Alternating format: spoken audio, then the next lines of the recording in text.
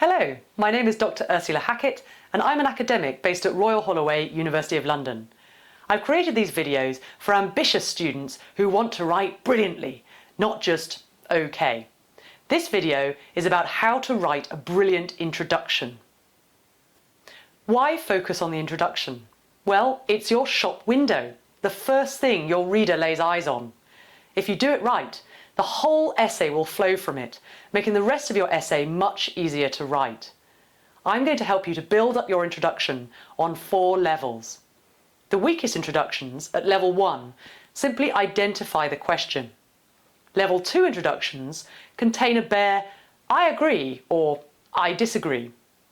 At level 3, the writer outlines his or her own view, and at level 4, the writer briefly explains his or her own view.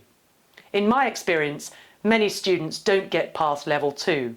To really reach the highest grades, you need to be on level 4. Let's think about an example. The problem with the US presidency is that expectations always exceed capacity.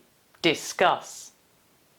A level 1 essay would say, I'm going to ask whether the presidential capacity exceeds expectations. That is a terrible introduction. The reader already knows what the question is. It's right there at the top of the document. At level 2, a student might say, I'm going to argue that presidential capacity does exceed expectations. That's a bit better, but it's a bare skeleton.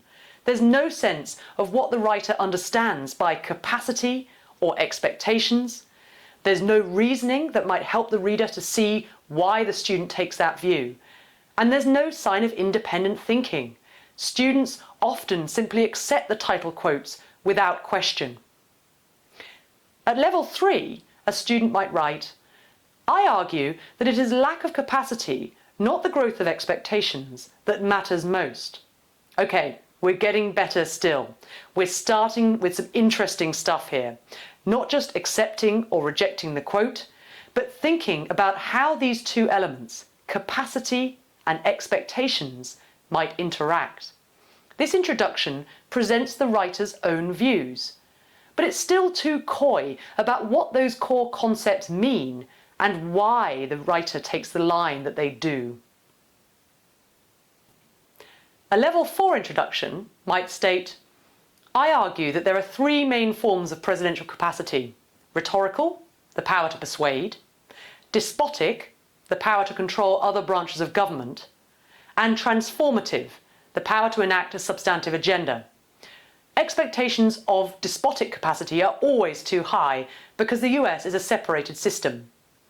Excessive expectations of transformative capacity have become more frequent since the Johnson presidency.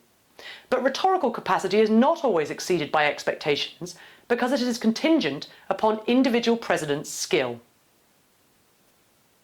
This is a really top-notch introduction. Why? It thinks carefully about the concept of presidential capacity, recognizing that the concept has several dimensions and briefly describing them. It tells the reader what the answer is, right at the start. It gives it away. There's no murder mystery novel here. That answer is interesting and nuanced. It makes you want to read on, and it qualifies without hedging. There's a logical structure for the essay already present. Each of these forms of capacity could be a section, so you won't have to resort to excessive signposting. So polish up your introductions. Give your reader the key take-home right at the start. Think very carefully about the terms of the question, including any assumptions that might be lurking underneath. For example, the use of the definite article "the" might imply that there is only one problem. Is that assumption true? What other problems might you identify for the presidency? Think around the question.